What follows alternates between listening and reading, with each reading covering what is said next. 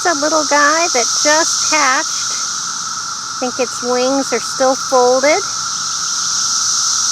But listen, guys, listen to that siren sound. There are thousands here, and I just noticed this. This is freaking me out. These are their little shells that they've emerged from. And any minute I feel like one might land on me. So I'm not going to be out here long, but I wanted you to experience this siren sound. And I also wanted to show you that my comfrey is in bloom.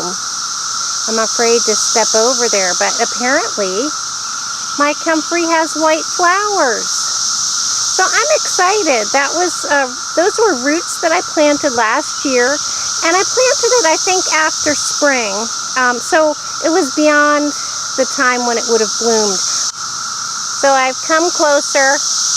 I'm a little creeped out because I'm surrounded by cicadas, but I've come closer to show you these beautiful blooms. They're just lovely. They're little bell-shaped flowers, and they have a bit of lavender on them now that I'm close up. So I think that's really pretty, and I know the bees love it. And of course, comfrey is a wonderful thing to have in your garden. This, I think, was the Bocking 14. But once it's here, you can't get rid of it. So I knew that before I planted it.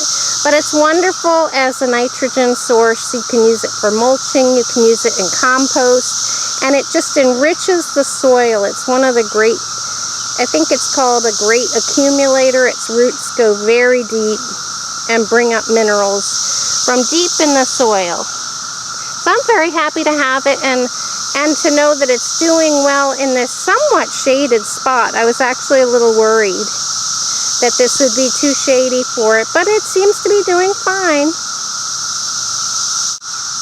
I wanted to show you how popular this bee bath is as well. I think I have maybe 5 customers there. Well, now we're down to 3, but it seems like the bees really appreciate having this water source. And I hike up here every day despite the cicadas. The shallow rocks give them a place to land and have a sip of water. After all, pollinating many spring flowers is hard work. So the trees are alive with cicadas. The cicada single scene. They're fulfilling their obligations and creating the next generation. But I just wanted you to have the chance, if you don't live in an area with cicadas, to experience the noise and take a peek at them as well. It looks like my lentil ground cover, my living mulch, is making little flowers as well, which means it might be making a few lentils. So that would be a nice perk. I just planted a couple of zucchini starts that I found at my grocery store. They looked pretty horrible, but I expect once I put them in the ground, they'll take right off. But I've covered them with these, I think they're trash cans that I found at the dollar store. They were only $1. And I think they make a perfect cloche, you know, to keep the rabbits from eating them, while they're small in particular.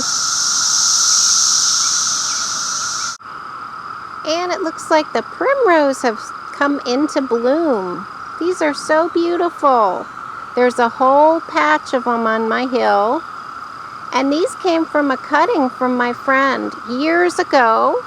And it goes all the way up there. It'll continue to bloom through this week. But they're a very bright, showy yellow. And they just seed themselves every year, guys. They couldn't be any easier. They're just beautiful.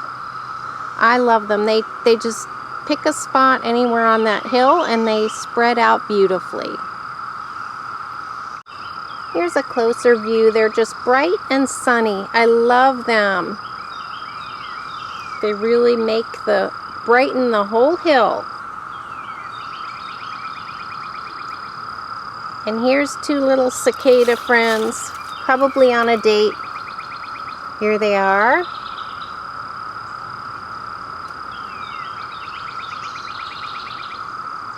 And they're sitting on what looks like spiderwort.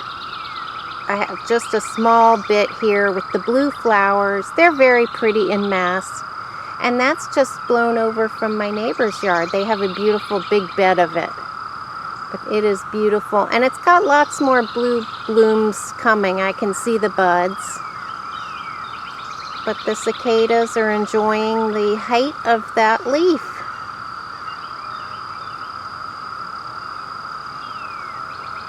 I think they're amazing. I do get the heebie-jeebies because there are so many, so I come out here in small portions and then run back inside, but they're harmless, and like I said, they don't really actually eat anything out here. They do lay their eggs in the tips of branches, but that's the way it goes. So there's really nothing to worry about. I'm not going to be losing any of my flowers or shrubs, as far as I know. And I'm happy to see that the hydrangeas are budding up.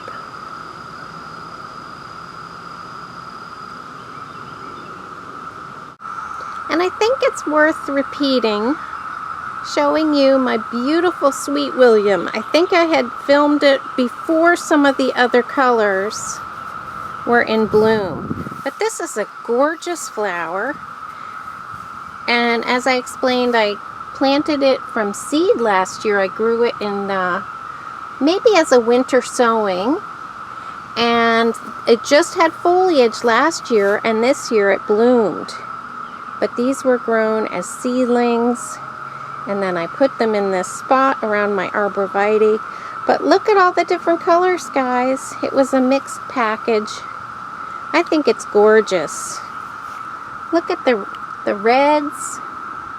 It's kind of a pinky red. And then we have the darker red with the darker pink with the red center. And we've got a couple of white ones back there, one with light pink and one with dark pink. Those were the last ones to come out. But isn't this gorgeous, guys? I didn't expect such a beautiful display. And I have some more of this back in my rustic bed, so I'm excited to see how that does for next year. But I'm just so happy with that. I have to be careful where I step. I did find a rat snake slithering around this bed, and they're harmless, they're not poisonous, and it's very small, so I'm not in a panic or anything. I don't mind snakes as long as they're not poisonous, but I do have to watch where I step over here. This is its territory, not mine.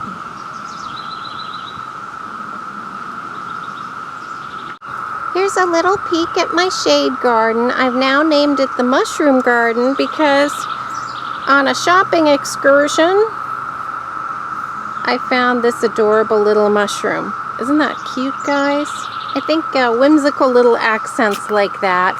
And I'm all about putting blue in my garden. Blue and purple, but especially blue. It's a mosaic mushroom. So I'm thrilled with that. And I have a pot here with lupines growing. So hopefully that'll be nice. And I have some cuttings from my friend, the same friend that gives me everything. These are columbine. So I hope that next year they flower. And she also gave me a chair, which I've painted purple and blue. So I feel like this area is starting to look like something, almost like a cozy secret garden underneath the shade of this huge maple tree. But isn't that nice? Wouldn't that be a nice place to sit after the cicadas aren't in every branch? I think it looks like a nice relaxing area. And like I said, that's going to be called the mushroom garden now. I even like how my new little mushroom garden looks tucked behind my container garden around the red bud. It just looks very inviting. So I'm excited. As I work on it, I really feel like it's turning into something special. Here's another splash of yellow. This is the sedum. that I have over here. I'm not sure if it's called stone crop, but it's a creeping sedum, and this time of year it gets these bright yellow flowers. So it is beautiful year-round as a delicate succulent ground cover, but when it gets these flowers, it's just a gorgeous pop of yellow. And that's a very busy bed right now. I've got cilantro, and I have some turnips planted, and a potato plant, and lots of cicadas.